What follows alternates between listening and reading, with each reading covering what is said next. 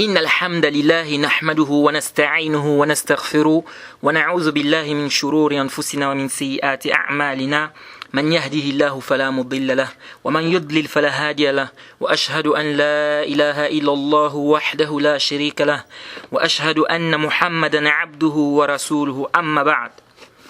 Louange à Allah, le maître des circonstances, le maître de l'univers, on le loue et on lui demande de déverser ses grâces et ses bénédictions sur le prophète Mohammed sallallahu alayhi wa sallam, sa famille, ses compagnons et tous ceux qui les ont suivis jusqu'au jour de la rétribution. Chers frères, chères sœurs, ceci est une série de mises en garde. Je répète, ceci est une série de mises en garde contre le prédicateur Mohamed Bajrofil, qui est un prédicateur de France et qui ne cesse d'égarer les gens à travers ses ambiguïtés. Ces informations fallacieuses et superfétatoires. Ce Mohamed Bajrofil est un innovateur, c'est-à-dire c'est un mubtadi'. Et son caractère d'innovateur est plus que clair, étant donné que lui-même déjà il dit clairement dans ses vidéos, je cite, Ana ash'ari wa aftakhir bi ash'ariyati. Il dit clairement dans ses vidéos que je suis ash'ari, il dit je me vante, je suis fier de l'être. Alors les ash'ari, comme vous savez, c'est une secte, c'est une secte qui est connue. Et ce sont des gens qui ont des déviations au niveau du dogme, de la croyance, de l'atiqad. Et ils sont égarés, il n'y a pas de doute. Les Asha'ira, ce sont des égarés, ça, il n'y a pas de doute. Et donc, Mohamed Bajrofil affirme faire partie de cette secte et il apporte des ambiguïtés. Comme quoi, près de 90% des savants musulmans sont Asha'ira. Et il dit même qu'il lance un défi. Nous allons bien voir, est-ce que cette information, elle est fallacieuse ou bien elle est fondée. Et il cite comme exemple l'imam Bayhaqi, Ibn Kathir, Al-Hakim. On verra bien, est-ce que réellement c'est des Asha'ira comme le prétend Mohamed Bajrofil. Et il dit même que le cheikh al-Islam Ibn Taymiyyah, rahimahullah, se serait repenti. Et il serait devenu Ash'ari. Et il cite comme quoi une référence à un livre de Ibn Hajar, etc. Là, on verra tout ça, Inch'Allah. Et il a beaucoup de déviations, parmi lesquelles il dit on peut fêter l'anniversaire du prophète, il n'y a pas de mal. Il dit dans ses vidéos, lorsqu'il y a une divergence, n'est-ce pas, sur une question, laissez les gens choisir les avis qu'ils veulent. C'est-à-dire tu peux choisir l'avis que tu veux, l'essentiel que tu sois heureux. On verra bien, est-ce que cette parole elle est vraie ou bien elle est fausse. Et également, il dit qu'il croit au tafwid. Bien évidemment, ça fait partie des croyances, n'est-ce pas, qui ne sont pas fondées. Ensuite, il dit, dans ses vidéos, il dit pourquoi est-ce que on parle de halal et de haram? Pourquoi parlons-nous du halal et du haram? On ne doit pas parler de halal et du haram. On doit expliquer aux gens les bonnes manières, etc. Le halal et le haram, c'est pas à nous.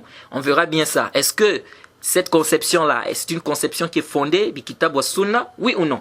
Alors, comme des ambiguïtés comme ça, et nous allons, Inch'Allah, parce qu'il en a d'autres, c'est pas seulement ce que vous venez d'entendre, il en a d'autres déviations comme ça, d'autres ambiguïtés qu'il apporte, pas moins graves que ceux que je viens de citer. Mais nous allons répliquer à tout ceci, Inch'Allah, et nous allons regrouper un peu les ambiguïtés les plus courantes qui sont dans ces vidéos. Donc cette mise en garde se fera en plusieurs parties, sous forme de série. Ceci afin que le public francophone sache l'égarement de cet homme qu'il s'en écarte.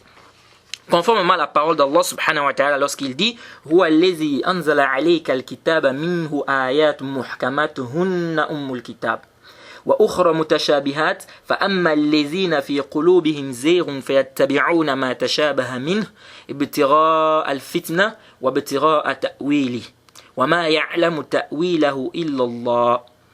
Allah subhanahu wa ta'ala il dit dans le Coran, dans la sourate 3 du Saint-Coran, il dit ceci au verset 7, c'est lui qui a fait descendre sur toi le livre, il s'y trouve, c'est-à-dire dans le livre, il s'y trouve des versets sans équivoque qui en sont la base du livre et d'autres versets qui peuvent prêter à interprétations diverses. Les gens donc qui ont le cœur, n'est-ce pas, ou qui ont au cœur une inclinaison vers l'égarement, mettent l'accent sur les versets équivoques, cherchant la dissension en essayant de leur trouver une interprétation, alors que nul n'en connaît l'interprétation à part Allah subhanahu wa ta'ala.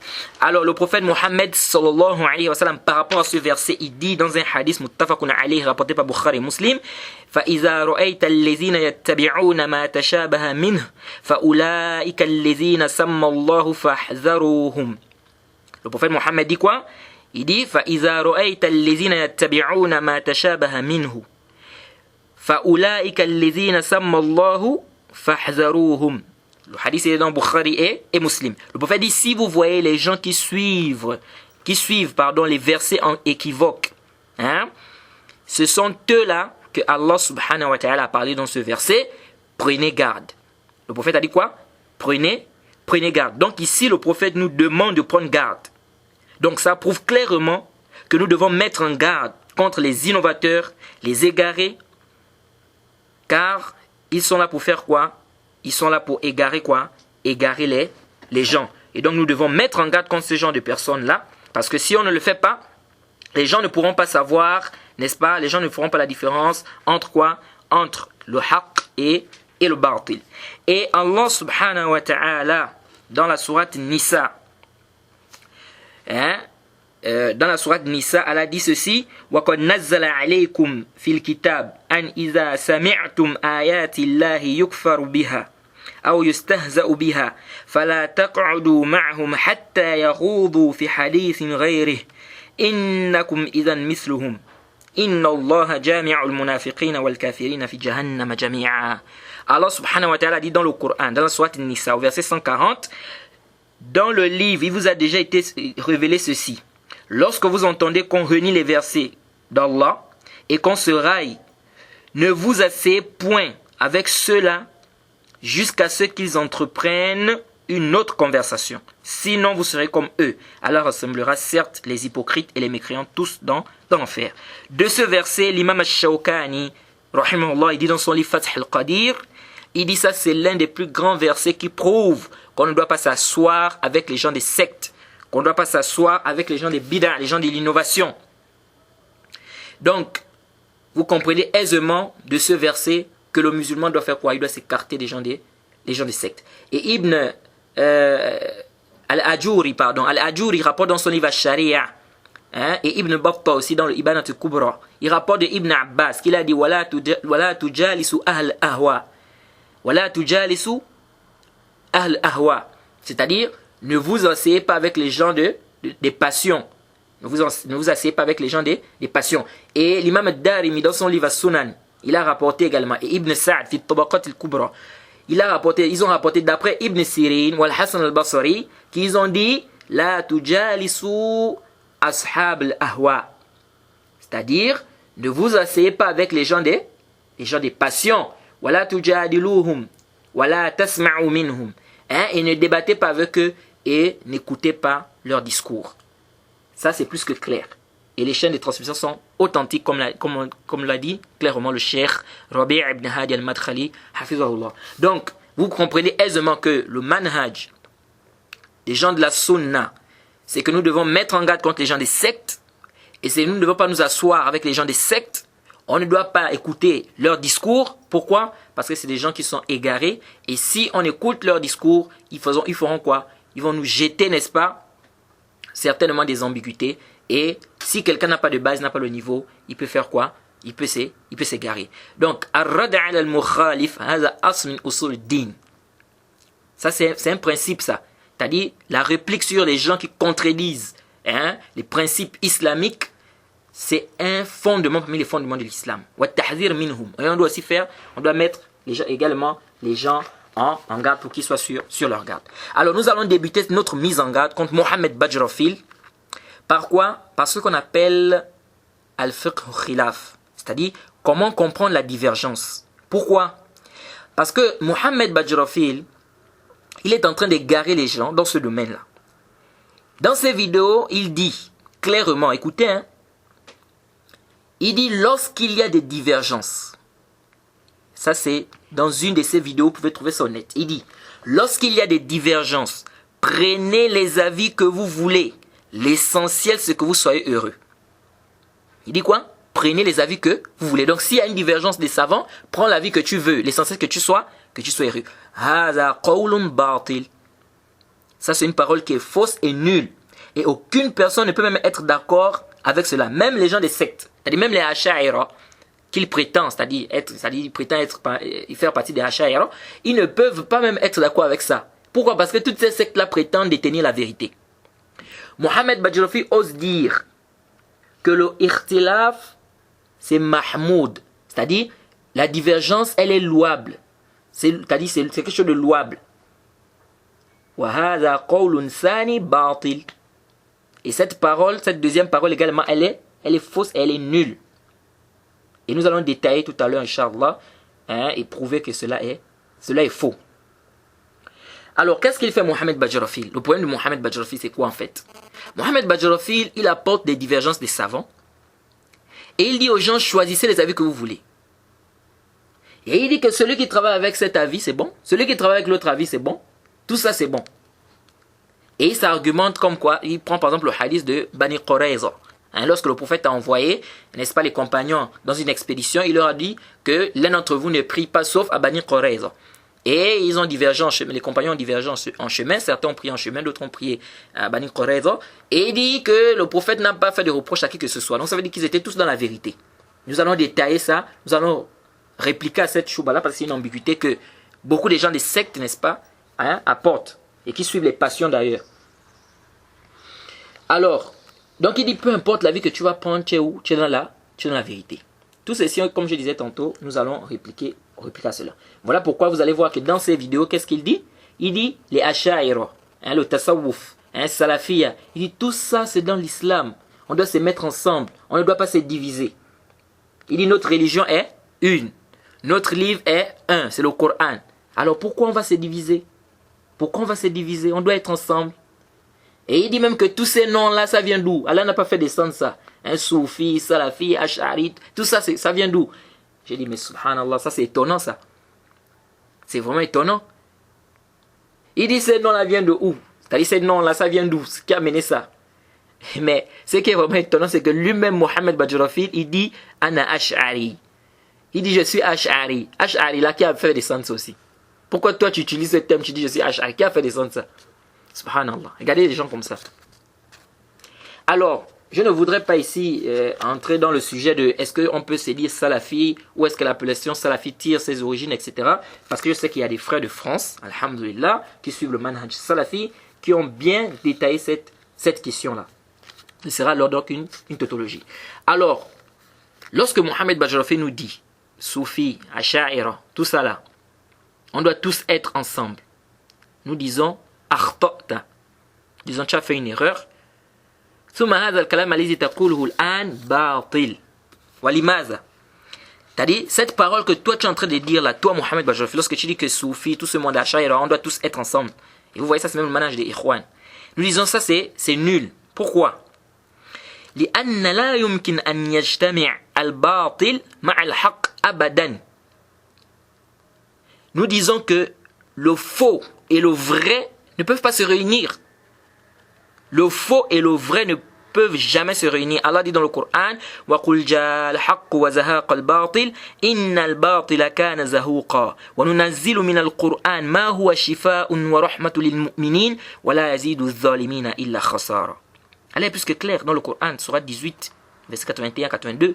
Il dit la vérité est arrivée et le mensonge a disparu. Car le mensonge est appelé à disparaître. Et nous avons fait descendre dans ce Coran ce qui est une guérison et une miséricorde pour les croyants. Cela ne fait qu'accroître, n'est-ce pas, la répulsion des injustes ou des perdants. Donc, le Coran est plus que clair que le haqq et le batil ne peuvent pas être ensemble. Le vrai et le faux ne peuvent pas être ensemble. Les musulmans doivent être ensemble. Ils ne doivent pas se diviser. Oui, ils ne doivent pas se diviser, mais ils ne doivent pas se diviser dans quoi? On doit être ensemble dans quoi? C'est là le problème. On doit être ensemble dans le haqq, dans le vrai, pas dans le faux.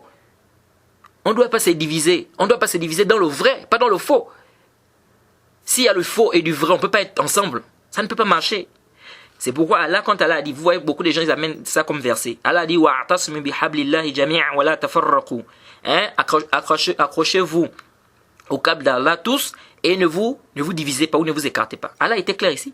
Il a dit accrochez-vous au habl, c'est-à-dire au câble d'Allah. Il n'a pas dit Il n'a pas seulement dit accrochez-vous, ne vous divisez pas. Non, ou bien soyez ensemble, ne vous divisez pas. Non, il a précisé ici, on doit s'accrocher à quoi? Au haqq.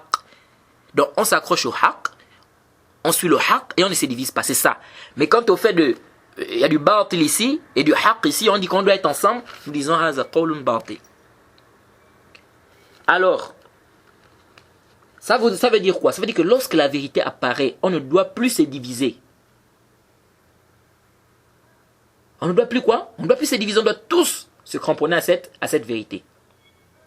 Et non pas comme veut nous faire comprendre, veut nous faire comprendre Mohamed Bajrafil. Il veut nous faire comprendre que les gens des sectes, c'est-à-dire peu importe nos avis, peu importe nos conceptions, on doit être ensemble. En disant ça, c'est faux. Alors concernant la parole de Mohamed Bajrafil sur le fait que peu importe les avis que tu vas prendre, on prend ou bien prends les avis que tu veux, l'essentiel que tu sois heureux. Premièrement, nous disons d'abord, comme on l'a dit, que ça c'est une parole qui est batil. Pourquoi? Parce que de prime abord, ça c'est suivre sa passion. Ça c'est suivre sa passion. Et on nous a interdit dans plusieurs versets du Coran de suivre quoi? De suivre la passion, au détriment du Coran et de la Sunna. Deuxièmement, la divergence n'est pas un dalil. Deuxièmement, la divergence n'est pas un dalil. C'est pas une preuve. Car aujourd'hui, beaucoup de gens qui suivent les passions disent, lorsque tu leur demandes, ou est-ce que tu viens par exemple, si tu demandes à une personne, tu lui demandes, ou bien tu les réprimandes par exemple, sur un sujet, certaines personnes, ils te disent quoi? Ils te disent, il y a divergence. C'est-à-dire, pour lui, la divergence est devenue un dalil. Au lieu de te dire, non, Yahri, si tu me vois faire ça, c'est parce que Allah a dit comme ça dans le Coran, ou bien c'est parce que le prophète Mohammed sallallahu alayhi wa sallam a dit dans un hadith comme ça, et le savant tel a expliqué ça comme ça, etc. Non, lui c'est pas ça. Lui c'est quoi? Lui c'est, il y a divergence. Et donc, comme il y a divergence, tu n'as pas le droit de réprimander quelqu'un. Et ils disent, la inkar fi masail khilafiyya. La inkar fi masail khilafiyya. Nous disons que ça aussi c'est pas juste, c'est pas correct, ça c'est faux. Cette phrase est fausse. Nous disons la inkar fi masail al-ijtihadiyya. Oui, mais quand on fait de dire la inkar fi masail khilafiyya, nous disons non. C'est-à-dire il te dit que tu ne dois pas faire des réprimandes à quelqu'un dans une masala où il y a un khilaf. Ça c'est faux. Comme disait le Cheikh Ibn Al-Saymin, ça c'est quoi? Ça c'est gaspiller le din ça. Pourquoi? Parce que laysa kullu khilafin ja'a mu'tabar. Ce n'est pas toute divergence qui est prise en considération. Et ils amènent quoi comme hadith? Al-ikhtilaf ummati rahma. La divergence de ma communauté, c'est une miséricorde. Ça, c'est un hadith que certains disent mawdou'. Nous avons dit da'if jiddan. Comme le dit le Cheikh Mohamed Nasruddin Al-Albani, rahimahullah. Alors, c'est pourquoi j'ai aimé la parole d'Ibn Hazm, rahimahullah, lorsqu'il a dit, si la divergence était une miséricorde, alors l'union serait quoi? Si la divergence, c'est-à-dire diverger, c'est une miséricorde. Alors l'union c'est quoi alors? Il dit ça serait quoi? Un châtiment? Vous voyez? Nous disons al-ibratu bi kitab wa sunnah la bi khilaf. Nous disons ce qui est pris en considération, c'est quoi? C'est le Coran et la Sunna authentique. C'est pas quoi? C'est pas les divergences qui nous intéressent. Sinon Allah ne devait pas nous dire dans le Coran fa in tanaza'tum fi shay'in farudduhu ila Allah war rasul in kuntum tu'minuna billahi wal yawmil akhir. Pourquoi Allah dit ça dans la sourate Nisa? Allah dit quoi dans la sourate Nisa? Il dit, si vous divergez sur quoi que ce soit, revenez vers Allah et son messager. Si vous êtes réellement croyant. Le verset est clair. Si vous êtes réellement croyant, on doit revenir vers Allah et son messager. Ça veut dire quoi? Ça veut dire que s'il y a divergence, toi tu dis comme ça, moi je dis comme ça, l'autre dit comme ça, on fait comment? On revient au Coran et à la Sunna. Qu'est-ce que le Coran dit? Qu'est-ce que la Sunna dit? On va pas dire non, comme il y a divergence, chacun choisit ce qu'il veut. Non, abadan. Ça c'est batil ça. On dit quoi? On revient au Coran et à la Sunna. Toi, tu as dit que c'est halal. Toi, tu dis que c'est haram. Ton dalil est où? Ton dalil est où? C'est ce qui nous intéresse. Et non pas quoi? Et non pas de dire qu'il y a divergence ou bien revenir sur les pas. Parce que Mohamed Bajrafil, c'est ça. Et j'ai remarqué qu'il s'intéresse plus aux divergences qu'aux dalil. Lui, c'est les divergences qui l'intéressent. Peu importe, même si le savant là, ce qu'il apporte est daif, même si le savant là, ce qu'il apporte est, c'est-à-dire c'est pas conforme, ici, il fait quoi? Lui, ce qui l'intéresse, c'est tant qu'il y a divergence. Donc, on choisit. Non. Ça, c'est quoi? Ça c'est batil. Parce que si réellement la divergence était un dalil, le prophète Allah ne devait pas nous, dans le Coran, Allah ne devait pas nous renvoyer au Coran et à la Sunna. Il devait dire, si vous divergez sur quoi que ce soit, revenez vers le khilaf. فردوه إلى خلاف أو فردوه إلى الاختلاف. Si vous divergez quoi que ce soit, revenez vers la divergence. Non, il ne nous a pas dit ça. Il nous a demandé de revenir vers quoi? Le Coran et la Sunna. Si ta parole est en conformité avec le Coran et la Sunna, on prend. Si c'est pas en conformité avec le Coran et la Sunna, on prend, on rejette ça, peu importe ton degré de science. Mais aujourd'hui, le malheur, c'est quoi? Pour beaucoup, c'est que les gens font précéder les paroles des gens sur les paroles du prophète Mohammed sallallahu alayhi wa sallam, sous prétexte qu'il y a divergence. Et il te dit, tu crois que le cheikh a dit ça comme ça, sans dalil? Regardez comment les gens s'égarent. Et même Mohamed Bajrafi, une fois, il a dit ça dans l'une de ses vidéos. Il dit quoi? Ces savants, quand ils ont dit ça comme ça. Regardez. Mais il ne connaît même pas le dalil du cheikh. Parfois, tu vois quelqu'un, il ne connaît même pas le dalil du cheikh, mais il vient se mettre et dit, non, mais tu crois que le cheikh a dit ça comme ça? Il a certainement un dalil. Subhanallah.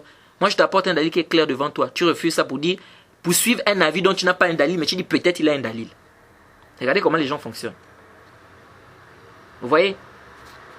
Alors, l'imam Ahmed, qu'est-ce qu'il disait, l'imam Ahmed, rahimahullah? Il disait, Ajibtu li qawmin, arafu al-isnad, wa sihhatahu, wa yazhabuna ila ra'yi Sufyan. Sufyan al-Thawri. L'imam Ahmed disait, il dit, je me suis étonné d'un groupe de personnes. C'est-à-dire, je m'étonne des gens. Ils ont vu le isnad, ils ont su que l'authenticité du hadith ou du isnad. Il dit, mais malgré ça, ils vont quand même suivre l'avis de Sufyan al-Thawri. L'imam Ahmed s'étonne de voir des gens comme ça. C'est-à-dire, le hadith est là authentique, clair devant lui, mais il va quand même suivre l'avis de Sufyan al-Thawri. Vous voyez? Et ça, c'est le véritable problème que beaucoup de musulmans ont, et qui est également un problème de Mohamed Bajrafil. Mohamed Bajrafil, lui, ce qui l'intéresse, c'est quoi? Il y a khilaf. Donc, tant que les savants divergent, laissez les gens choisir. Non, ça c'est batil. On doit suivre le Coran et la Sunna. Et il dit encore, ça c'est l'imam Ahmed. L'imam Ahmed dit, comme l'a rapporté Ibn Abd al-Barr, fi Jami' Bayan al-Ilm, il dit, Ra'yu Awza'i, wa Ra'yu Malik, wa Ra'yu Sufyan, kulluhu ra'yun, wa huwa indi sawa, wa innama al-hujjatu fil athar. Al-hujjatu fil athar. L'imam Ahmed dit, il dit l'avis de Awza'i, l'avis de l'imam Malik, l'avis de Sufyan. Tout ça, ce sont des avis. Et chez moi, c'est au même pied d'égalité. Il dit, mais l'argument se trouve dans les athar, dans les textes, dans les nusus. C'est là où il se trouve l'argument. Ce n'est pas parce que, oui, mais j'ai écouté Mohamed Bajrafi une fois, il parlait de la musique. Il dit, mais Kordowi, quand Kordowi a dit que la musique est halal, tu pensais que parce qu'il voulait aller en boîte de nuit? Mais qu'est-ce qu'on en a à faire de l'avis de Kordowi sur la musique? Nous, ce qu'on veut, c'est les nusus, c'est les dalils. Si Kordowi, ce qu'il dit, est en contradiction avec les nusus, on n'a rien à faire de l'avis de Kordowi. Toi, tu nous amènes l'avis de Kordowi, qu'est-ce qu'on a besoin? On n'a pas besoin de ça ici. Ça, c'est pas du ilm. Vous voyez? Et c'est ça le problème de Mohamed Bajrafil. Tu dis, lui, c'est juste des divergences. Non, mais il y a tel savant qui a dit. Non, là-bas, il y a un savant qui a dit. Qu'est-ce qu'on a à faire? Tel savant qui a dit. C'est pas ce qui nous intéresse ici. Ce qui nous intéresse ici, où est le dalil? C'est ça, c'est ce qui nous intéresse. Alors, comme vous le savez tous, les 4 imams également, ils ont fait quoi? Ils ont mis en garde contre le ta'assoub. Les 4 imams, ils ont mis en garde contre le ta'assoub. Comme les savants disent, ces savants-là, ils ont tous, et d'abord tous les savants de la sunna, ils mettent en garde contre le ta'assoub, contre le fanatisme. Et ils renvoient aux gens au dalil. Ils renvoient les gens vers les preuves. C'est pourquoi, vous voyez que certains savants disent وَقَالَ أَبُو حَنِيفَةُ الْإِمَامُ لَا يَنْبَغِي لِمَنْ لَهُ إِسْلَامٌ أَخْذًا بِأَقْوَالِ حَتَّى تُعْرَضَ عَلَى الْكِتَابِ وَالْحَدِيثِ مُرْتَضَى وَمَالِكٌ إِمَامُ دَارِ الْهِجْرَةِ قَالَ وَقَدْ أَشَارَ نَحْوَ الْحُجْرَةِ كُلُّ كَلَامٍ مِنْهُ ذُو قَبُولِ وَمِنْهُ مَرْدُودُ سِوَى الرَّسُولِ. Ça, c'est les paroles des savants. L'imam Abu Hanifa, il dit, il ne convient pas à quelqu'un, un musulman, de prendre mes paroles sans qu'il ne pèse ça au Coran et à la Sunna. Il doit regarder, est-ce que la parole d'Abu Hanifa est en conformité avec le Coran et à la Sunna authentique.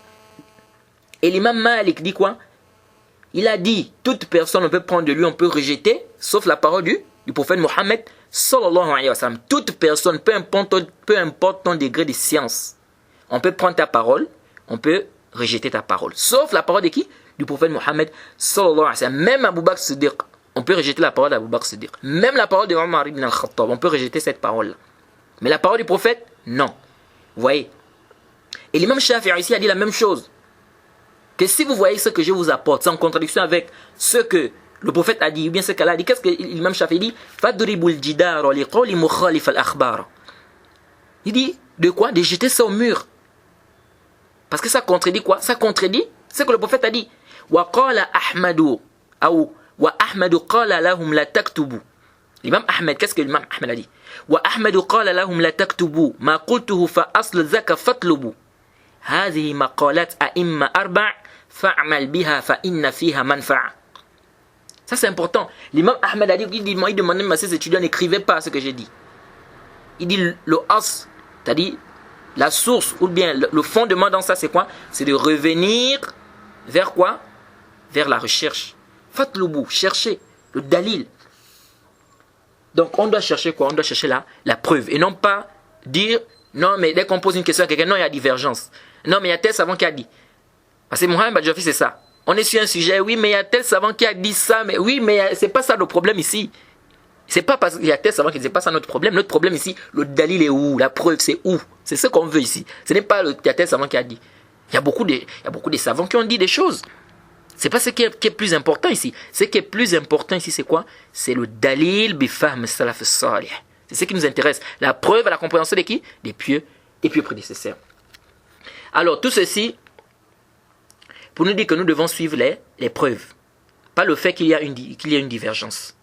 Et lorsqu'on te dit que tel ou tel savant s'est trompé, car ce qu'il a dit contredit le texte, dire aux gens que, est-ce que toi tu connais plus que l'imam, tel ou tel, hein? Parce qu'il y a des gens, c'est ça. Quand tu lui dis que l'imam s'est trompé ou le cheikh s'est trompé, il te dit, toi tu connais plus que tel ou tel imam. Eh bien, il te dit, le dalil que toi tu apportes là, tu penses que l'imam tel ou tel, lorsqu'il a donné cet avis là, il ne connaissait pas ce dalil. Nous disons oui. Il ne connaissait pas ce dalil, le problème est où? Il se peut qu'il ne connaissait pas ce dalil, le problème à quel niveau? Cet imam t'a dit qu'il connaissait tous les dalils. Regardez l'imam Malik. L'imam Malik, rahimahullah, on lui a posé une question sur le tahlil as-sabi', c'est-à-dire faire entrer les doigts entre les doigts et nettoyer là, lorsqu'on fait les ablutions. Et on lui a posé la question sur ça. Il a dit qu'il n'y a pas un hadith qui est venu là-dessus. Je crois que c'est Abdullah ibn Wahb, si je ne m'abuse. Il a répété ça dans le Taqrib. Et l'un de ses élèves, qui est Abdullah ibn Wahb, si j'ai bonne mémoire, il lui a dit non, il y a un hadith qui est venu là-dessus. Bisnadin sahih. L'imam Malik, qu'est-ce qu'il a fait? L'imam Malik a demandé la chaîne de transmission du hadith. On lui a apporté la chaîne de transmission. Il a regardé. Il a vu que c'était authentique. Et donc, on retient quoi de cette histoire-là? On retient que l'imam Malik ici ne connaissait pas. Il ne connaissait pas le dalil. Laissons même l'imam Malik, les compagnons du prophète, Omar ibn al-Khattab. Un jour, Abu Moussa al-Ash'ari, il est venu frapper à sa porte 3 fois. Ensuite, il voulait partir. Omar est venu, il lui a dit que mais tu vas où? Il lui a dit non, le prophète a dit que quand on vient chez quelqu'un, on frappe 3 fois. Si la personne ne répond pas, on retourne. Et Omar ibn al-Khattab lui a dit que tu vas m'amener chez quelqu'un qui va témoigner que tu as entendu ce hadith du prophète. Ils sont partis. Et quand ils sont arrivés à la mosquée, les gens disent mais qui ne connaît pas le hadith là ici? Ça c'est Omar ibn al-Khattab, compagnon du prophète Mohammed sallallahu alayhi wa sallam, meilleur que toi et moi, que Malik, que Shafi'i, que Ahmed, qu'Abu Hanifa. Si Omar ibn al-Khattab radiallahu anhu, il ignore un hadith, mais c'est quelqu'un qui viendra après Omar ibn al-Khattab qui ne va pas ignorer des hadiths. C'est un savant, oui, mais ça ne veut pas dire qu'il connaît tout. Le savant peut donner un jugement, peut-être il n'a pas vu le hadith. Le hadith ne lui a pas... Et on va même voir, parce que c'est parmi... Comment on va... Pour bien comprendre le khilaf, il faut connaître les asbab khilaf. C'est-à-dire pour bien comprendre le sujet de la divergence, il faut connaître les causes de la divergence. Parce que les gens pensent que c'est tout avis, parce que le savant a amené cet avis, l'imam Abu Hanifa a amené comme ça, l'autre année, on doit prendre. Non! On prend ce qui est en conformité avec quoi? Avec le Coran et la Sunna. C'est pourquoi aujourd'hui les gens ne connaissent pas comment se comporter face aux divergences. Et le plus gros problème dans ça, c'est que les gens ne connaissent pas, comme j'ai dit, les causes de la divergence. Parce que si on ne connaît pas les causes de la divergence, c'est pourquoi vous voyez des gens aujourd'hui qui disent que comme Mohamed Badjarafil, prenez les avis que vous voulez. Ça je considère cela comme étant une ignorance de quoi? Des causes de divergence des savants. Tu vois des gens, ils te disent, mais le hadith est clair. Parce que c'est ça. Il y a des gens, parfois, ils viennent et disent, mais le hadith est clair. Comment se fait-il que l'imam Shafi'i, ou bien l'imam Malik, ou bien l'imam Ahmed, ou bien d'autres, comment ils ont fait pour contredire ce hadith, alors que le hadith ici est clair? On dit oui. Peut-être que l'imam Ahmed n'a pas vu le hadith, peut-être que l'imam Malik n'a pas vu le hadith. Ou il pensait peut-être que c'était authentique, et que c'était pas authentique, pardon, alors que le hadith est authentique.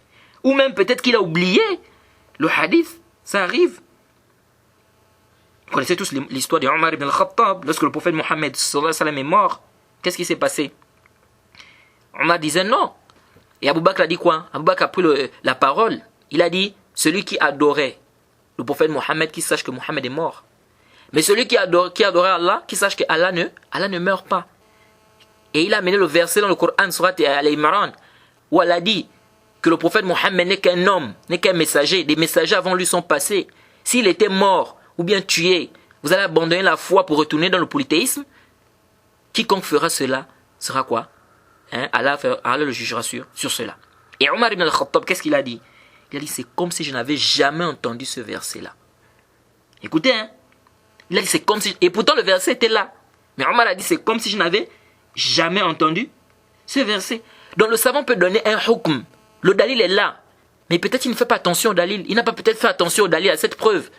Ça arrive. Et parfois, vous allez même voir des savants, ils vont venir te dire, il avait une position, après il a changé la position. Et il te dit que vraiment, je ne sais pas comment ce dalil a pu m'échapper. Alors que le dalil était là, mais je n'avais pas bien médité sur le hadith. Donc ça arrive. Donc ça montre clairement ici quoi, qu'on ne doit pas être là pour dire quoi, qu'on doit suivre les avis des savants, même si ça vient en contradiction avec quoi, avec les nusus. Alors, si par exemple, je prends un exemple, un savant par exemple, s'il a oublié un dalil, on ne savait pas il ne savait pas par exemple qu'il y avait un dalil. Ou bien il croyait que le hadith était authentique. Ou vice versa, il croyait que le hadith était daif alors que le hadith est authentique.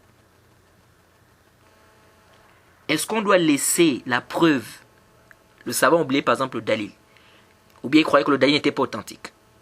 Maintenant, il nous parvient clairement, de façon claire, avec des preuves que le hadith est authentique. Ou bien que le savant a oublié.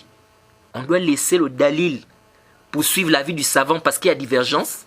Ou bien on doit dire aux gens que vous pouvez choisir l'avis que vous voulez. Si vous voulez, prenez l'avis de ce savant-là. Nous disons ceci, disons que ça c'est quoi? Ça c'est batil et ce n'est pas quoi? C'est pas en conformité avec les textes.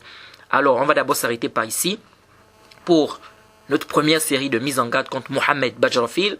Nous allons poursuivre dans une deuxième séance où nous allons continuer à détailler et nous allons rentrer un peu dans les causes des divergences. Pourquoi les savants divergent? Parce qu'il faut qu'on comprenne bien ce sujet, étant donné que Mohammed Bajrafil, ce mubtadi'-là, il essaie d'égarer les gens, n'est-ce pas, à travers quoi, ce sujet, certainement parce qu'il a mal compris le sujet, ou il a compris mais il veut suivre les passions. Donc nous allons, Inch'Allah, dans la deuxième séance, ou dans la deuxième série de notre mise en garde, détailler un peu les causes de la divergence. On s'arrête par ici et on demande qu'Allah nous facilite, qu'il nous assiste. وسبحانك اللهم بحمدك أشهد أن لا إله إلا أنت أستغفرك وأتوب إليك السلام عليكم ورحمة الله وبركاته